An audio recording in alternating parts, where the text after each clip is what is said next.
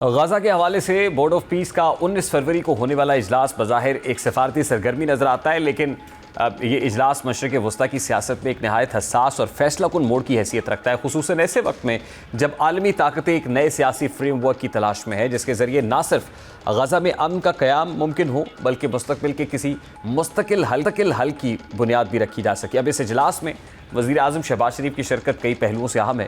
ایک پہلو یہ ہے کہ پاکستان تاریخی طور پر فلسطین کے مسئلے پر واضح، مستقل اور اصولی موقف رکھتا ہے کہ فلسطینیوں کو اقوام متحدہ کی قراردادوں کے مطابق ایک آزاد اور خود مختار ریاست کا حق حاصل ہے۔ دوسرا پہلو یہ ہے کہ پاکستان نہ صرف اسلامی دنیا کا ایک اہم ملک ہے بلکہ عالمی سفارتکاری میں بھی ایک متوازن اور نسبتاً غیر جانبدار آواز سمجھا جاتا ہے جو مغرب اور مسلم دنیا کے درمیان ایک پل کا کردار ادا کر سکتا ہے۔ اسی تناظر میں گزشتہ روز صدر آصف علی زرداری اور وزیر اعظم شہباز شریف کے درمیان ہونے والی ملاقات میں غزہ امن بورڈ کے اجلاس پر مشاورت اس بات کی علامت ہے کہ ریاست پاکستان اس معاملے کو محض علامتی نہیں بلکہ ایک سنجیدہ سفارتی موقع کے طور پر دیکھ رہی ہے۔ پاکستان کی شرکت دراصل اس بیانیے کو تقویت دے سکتی ہے کہ فلسطین کا مسئلہ صرف ایک علاقائی تنازع نہیں بلکہ ایک عالمی اخلاقی اور انسانی بحران ہے جس کا حل طاقت کے توازن سے نہیں بلکہ انصاف پر مبنی سیاسی مصالحت سے نکل سکتا ہے۔ تاہم اصل سوال یہ ہے کہ اس اجلاس میں اسرائیلی وزیر اعظم نیتن یاہو کی موجودگی اس پورے عمل کو کس حد تک متنازع بنا سکتی ہے، کیونکہ نیتن یاہو کی اس اجلاس میں موجودگی بذات خود ایک تضاد ہے، کیونکہ ایک طرف وہ صہیونی ریاست ہے جس پر غزہ میں شدید فوجی کارروائیوں، شہری آبادی کے قتل عام اور بنیادی انسانی حقوق کی خلاف ورزیوں کی لمبی چارج شیٹ ہے، اور دوسری جانب وہی صہیونی ریاست امن کے فورم پر فریق کے طور پر بیٹھ رہی ہے، جس سے یہ تاثر گہرا ہوتا ہے کہ یہ بورڈ حقیقی معنوں میں انصاف پر مبنی حل تلاش کرنے کے بجائے طاقتور ریاستوں کے مفادات کو قانونی جواز دینے کی ایک کوشش ہے۔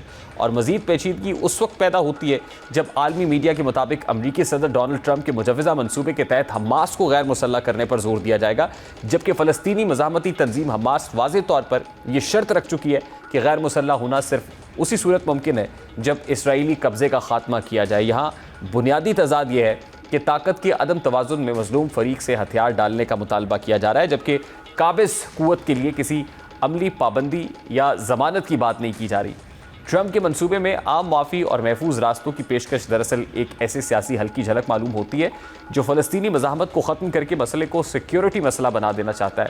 اب اگر اسرائیل اور امریکہ واقعی کسی سیاسی حل کی طرف جانا چاہتے ہیں تو انہیں کم از کم 3 بنیادی اقدامات کرنے ہوں گے۔ پہلا یہ کہ غزہ اور مغربی کنارے میں فوجی کارروائیوں کا مکمل خاتمہ اور مستقل جنگ بندی کی جائے۔ دوسرا یہ کہ فلسطینی علاقوں سے بتدریج انخلا اور غیر قانونی یہودی بستیوں کی روک تھام کی جائے، اور تیسرا فلسطینی قیادت کو ایک خود مختار ریاست کی تشکیل کے لیے حقیقی سیاسی اختیارات دیے جائیں۔ لیکن مسئلہ یہ ہے کہ موجودہ عالمی سیاسی ماحول میں خاص طور پر امریکی حمایت کے ہوتے ہوئے اسرائیل کے لیے ان اقدامات پر رضامندی ظاہر کرنا نہایت مشکل نظر آتا ہے۔ یہی وجہ ہے کہ غزہ امن بورڈ کے مستقبل پر بھی سوالیہ نشان لگ رہا ہے کہ آیا یہ واقعی فلسطین کے مسئلے کا کوئی دیر پا حل تلاش کر سکے گا یا محض ایک عارضی انتظام کے ذریعے بحران کو ٹھنڈا کرنے کی کوشش کی جائے گی۔ اس سارے معاملے پر بات کریں گے اس وقت سید حمزہ رفعت صاحب نے جوائنٹ ریلیشنز ایکسپرٹ ہیں۔ السلام علیکم حمزہ رفعت صاحب، بہت بہت شکریہ آپ کے وقت کے لیے۔ پاکستان کی غزہ پیس بورڈ میں شرکت یقیناً یہ کئی لحاظ سے انتہائی اہم ہے، لیکن یہ سب ایک ایسے وقت میں ہو رہا ہے نا کہ جب پہلے ہی ظاہر ہے جو اسلامی ممالک ہیں وہ اس پہ ریزرویشنز کا اظہار کر چکے تھے کہ جو فرسٹ فیز ہے وہ اکارڈنگ ٹو دیٹ ایگریمنٹ نہیں ہوا جو ٹرمپ کے ساتھ ہوا تھا، جس میں 8 ممالک کے جو اسلامی سربراہان ہیں وہ بھی موجود تھے، اور پھر اس کا اظہار فارن منسٹر نے، ڈپٹی پرائم منسٹر نے فلور آف دا ہاؤس بھی کیا تھا۔ تو آپ کو لگتا ہے کہ واقعی کوئی ٹینجیبل آؤٹ کم نکل سکتا ہے اس فورم سے یا یہ محض ایک آئی واش ہے؟ بہت شکریہ۔ میرے خیال سے ایک آئی واش ہے۔ اس کی بنیادی طور پہ وجہ یہ، پہلی چیز تو یہ کہ پاکستان کو سفارتی محاذ کے اوپر یہ کامیابی ہے کہ ہم بورڈ آف پیس کا حصہ بن رہے ہیں اس معاملے میں کہ ہم چاہتے ہیں کہ فلسطینی اسٹیٹ ہوڈ کی طرف اور اسرائیلی بربریت ہو گیا یا سیٹلمنٹ انٹرپرائز ہو گیا یا اپارتھائڈ کی جو پالیسیز ہیں وہ اگر ریورس کرنے میں پاکستان کوئی اہم کردار ادا کر سکتا ہے، وہاں تک تو سفارتی طور پہ یہ کامیابی ہے کہ ہم بورڈ پیس کا حصہ بن رہے ہیں۔ پر گراؤنڈ ریالٹیز جو ہیں وہ کسی اور چیز کے اوپر نشاندہی کر رہی ہے۔ جب سے یہ اکتوبر کا سو کالڈ سیز فائر، میں کوٹیشن مارکس میں بات کر رہا ہوں، منظر عام کے اوپر آیا ہے cease fire, 600 Palestinians have been murdered۔ اور یہ میں بمبارڈمنٹس کی بات نہیں کر رہا، میں ہاسپٹلز کے خلاف، ہاسپٹلز میں یا آپ کہہ سکتے ہیں بچوں خواتین کی جو بمبارڈمنٹس کا شکار ہے اس کی میں بات نہیں کر رہا، میں 600 Palestinians have been murdered۔ Extra judicial killings ہو رہی ہے اسرائیلی آکوپیشن فورسز کی اکتوبر کی سیز فائر تک۔ اب میں اکتوبر کی سیز فائر سے अब तक। अब मैं आपको एक साफ बात बता रहा हूं कि दूसरी तरफ आपको इसराइल की तरफ से किस किस्म की पॉलिसीज नजर आ रही हैं। एक तरफ बोर्डर पीस की बात की जा रही है कि कोई गाजा रिवेरा बन जाएगा जिसके अंदर पैलेस्टीनियन प्रॉस्पेरिटी आ जाएगी, but that doesn't address the problem of occupation. और ऑक्यूपेशन का सबसे बड़ा जो आप कह सकते हैं पैलेस्टीनियन स्टेटहुड की जो मटेरियलाइजेशन का सबसे बड़ा इम्पेडिमेंट क्या है, वो सेटलमेंट एंटरप्राइज है। अब सेटलमेंट एंटरप्राइज के ऊपर अभी नेसेट के अंदर अभी इन्होंने एक रेजोल्यूशन पास किया है जहां पे उन्होंने रेगुलेशंस, वो मंजर आम के ऊपर आपको नजर आ रही हैं, जहां पे इजरायलीज चाहे वो सेटलर्स हों या वो सेटलर्स ना हो, वे गाजा की जमीन के ऊपर जाके वो जमीन खरीद सकते हैं। और खरीदने का मतलब ये कि आप पैलेस्टीनियंस को धकेल देंगे बाहर, उनके फार्मलैंड्स को कॉन्फिस्केट कर सकते हैं, सेटलमेंट एंटरप्राइज को आप एक्सपैंड कर सकते हैं, और बेसिकली अपार्थाइड की पॉलिसी जो फलस्तीनी अवाम जिनकी ऑलरेडी उनकी टेरिटरी श्रिंक होती जा रही है, वो और मजीद धकेल दिए जाएंगे।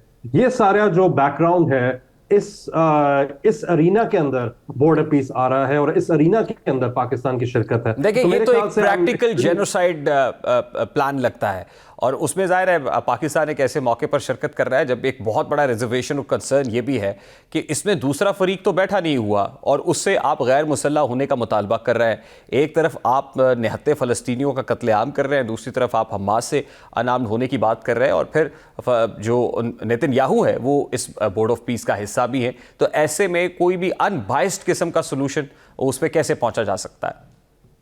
देखिए, इम्पार्शियलिटी की सबसे बड़ा प्रीरेक्विजिट ये है कि सारी पार्टीज ऑन बोर्ड हो।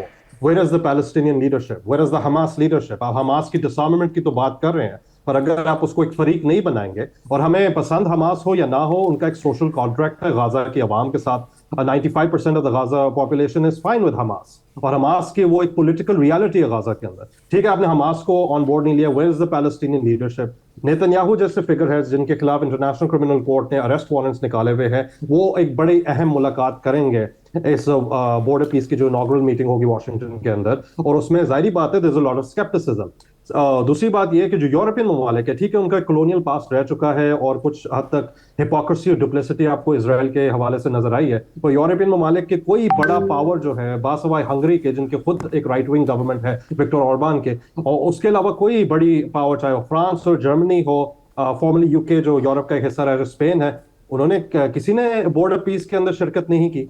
तो इससे साफ जाहिर हो रहा है कि ये बेसिकली ट्रंप का और जैरेड कश्नर का जो प्लान है कि गाजा को खरीद लिया जाए, इजरायली सेटलर्स को एक ब्लैंकेट चेक दिया जाए कि आप जाएं, जमीनों को कॉन्फिस्केट करें, फलस्तीनी जो मवेशी हैं उनको जो है पॉइजन कर दें और उन लोगों को धकेल मारें, और उसके बाद हम कोई अमन का सोल्यूशन लेके आएंगे। तो ये मेरे ख्याल से लेफ्ट विंग और जो प्रोग्रेसिव पैलेस्टीनियंस के लिए नाकाबिले बर्दाश्त चीज है, तो हमास के लिए तो बहुत बड़ा एक रेड लाइन है।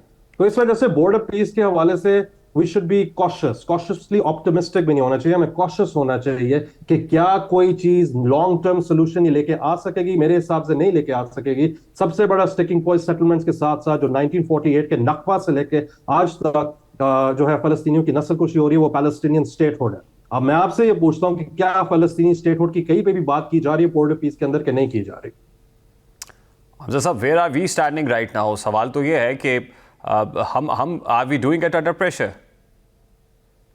नहीं, I think under pressure is one part of it. Obviously we don't want to एंटागनाइज the US. जाहिर बात है अमेरिका के साथ बहुत आप कह सकते हैं आफ्टर लॉट्स ऑफ इयर्स हमारी जो है डिप्लोमेटिक रिप्रोचवा भी नहीं है, हमारी सफारती ताल्लुकात सही सिफ्ट के अंदर जा रहे हैं। तो जाहिर बात है बॉर्डर पीस में पाकिस्तान की शिरकत करना, उसमें बहुत सारे और मुसलमान ममालिक भी है, कतर है, सऊदी अरब है, तुर्की है, जिनका अहम किरदार है। तुर्की और Qatar by the way have very good relations with Hamas, तो हो सकता है वो कोई मॉडरेटिंग इन्फ्लुएंस लेके आ सके बॉर्डर पीस के अंदर।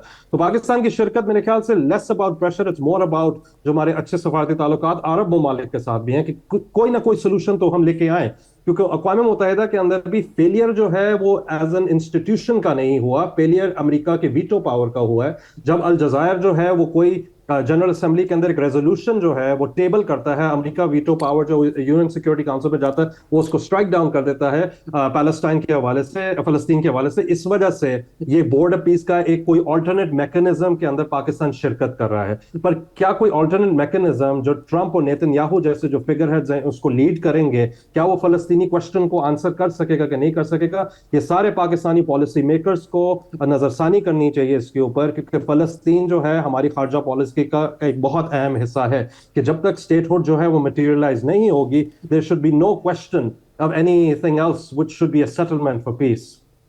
Is it only about the diplomatic relations between US and Pakistan یا پھر جو دیگر اسلامی ممالک ہیں ظاہر ہے ان کے ساتھ ہمارے جو کارڈل اور برادرلی ریلیشنز ہیں وہ بھی ہمیں مجبور کرتے ہیں کہ ہم اس غزہ پیس بورڈ کا حصہ ہوں؟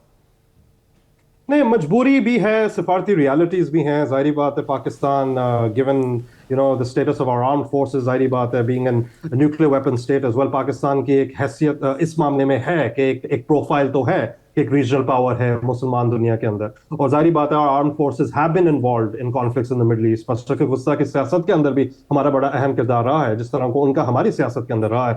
اور ظاہری بات ہے سفارتی محاذ کے اوپر میں اس وجہ سے کہہ رہا ہوں کہ بورڈ آف پیس کی جو ہم کامیابی کو ہمیں سیلیبریٹ نہیں کرنا چاہیے، صرف ہمیں یہ دیکھنا چاہیے کہ شرکت اگر فلسطینی پیس کی طرف اگر ہم بڑھ رہے ہیں تو پاکستان کے لیے یہ بڑی خوشائن بات ہے. اور مسلمان ملکوں کے ساتھ ہمارے کیونکہ سفارتی تعلقات بہت زیادہ اچھے ہیں تو ہم ایک اہم کردار ضرور ادا کر سکتے ہیں. بٹ وہی والی ساری بات ہے کہ فرسٹ فیز، جس سے آپ نے اپنے انٹرو میں بھی کہا کہ فرسٹ فیز فیل ہو چکا ہے کافی حد تک. اب یہ جو سیکنڈ فیز آئے گا جس میں ہیومینیٹیرین ایڈ کو لے کے آنا ہے، غزہ کے اندر انویسٹمنٹس ہیں، اور یہ میں کوٹیشن مارکس میں بات کر رہا ہوں، اس کے ساتھ حماس کی ڈسارممنٹ ہے. یہ جب مٹیریلائز ہوگا کہ کیا فلسطینی عوام کی جو نسل کشی ہو رہی ہے اس میں کوئی کمی آ سکے گی، اور پھر اس کے ساتھ ساتھ بوٹس آن گراؤنڈ کی بات بھی تو ہے نا جی. جی بالکل، بوٹس آن گراؤنڈ کی بھی بات ہے، اس کے اندر ڈی ایسکلیشن زونز ہیں جو بنا دیے جائیں گے. پر انٹرسٹنگ بات یہ ہے کہ سیز فائر کے اندر جب یہ اکتوبر کے اندر ہم نے اس چیز کو دیکھا، ایک کلوز ہے اس سیز فائر اگریمنٹ کے اندر جہاں پہ اسرائیلی آکوپیشن فورسز کو اگر لگتا ہے کہ کوئی ایگزسٹینشل تھریٹ آ رہا ہے فلسطینی عوام سے، اور وہ جو تھریٹ ہے وہ کوئی بلی بھی ہو سکتی ہے، وہ کوئی بچہ بھی ہو سکتا ہے فلسطین کے اندر. That's the way the Israeli occupation forces think، کیونکہ اتنے ٹوسٹڈ ان کا سارا نیریٹو ہوتا ہے. وہ غزہ کے اندر پھر جا سکتے ہیں، پھر نسل کشی کر سکتے ہیں. تو سیز فائر کلوز کے اندر بھی جو بوٹس آن دا گراؤنڈ والی ساری بات ہے، کیا حماس ڈسارممنٹ پہ اگری کرے گا؟ کیا اس طرح کا بوٹس آن دا گراؤنڈ کا مطلب ہوگا کہ آپ ڈی ایسکلیشن کیسے یقینی بنائیں گے؟ سب سے بڑا جو دہشت گردی کا جو فورس ہے وہ اسرائیلی آکوپیشن فورسز خود ہے، اور اس کو آپ جب تک پریشرائز نہیں کریں گے، یو ایس آرمز ڈیلز اگر ان کو بند نہیں ہوں گی، ریپروچما نہیں ہوگا جو خطے کے اندر ممالک ہیں، ابراہیم اکارڈز اگر وہ سائن کرنے کے اوپر آمادہ ہوں گے، تو اس کی وجہ سے آپ کو اسرائیلی آکوپیشن فورسز کو اپنے کھلی چھوٹ دی ہوئی ہے. تو بوٹس آن دا گراؤنڈ کس قسم کی ڈی ایسکلیشن لے کے آئے گی، ایک بہت بڑا سوالیہ نشان ہے. ایک اور چیز میں آپ کی اجازت سے میں ایک اور پوائنٹ آپ کو بتاؤں گا. یہ جو ٹرانزیشنل گورنمنٹ کی بات کی جا رہی ہے غزہ کے اندر، اس کے اندر اسرائیلی پالیسی میکرز کا ایک بہت بڑا سے ہوگا کہ ٹرانزیشنل گورنمنٹ جو ہے یہ مٹیریلائز ہو جائے گی غزہ کے اندر، جس میں ان کا ہیڈ آفس خان یونس کے اندر ہوگا. یہ ٹرانزیشنل گورنمنٹ کیا غزہ کی عوام کو تسلیم ہوگی یا یہ کوئی زائنسٹ اینٹی ہوگی؟ یہ ہمیں بھی اس کے اوپر نظر ثانی کرنی چاہیے. بہت شکریہ حمزہ رفعت صاحب آپ کے وقت کے لیے. انٹرنیشنل حمزہ رفعت صاحب ہمارے ساتھ موجود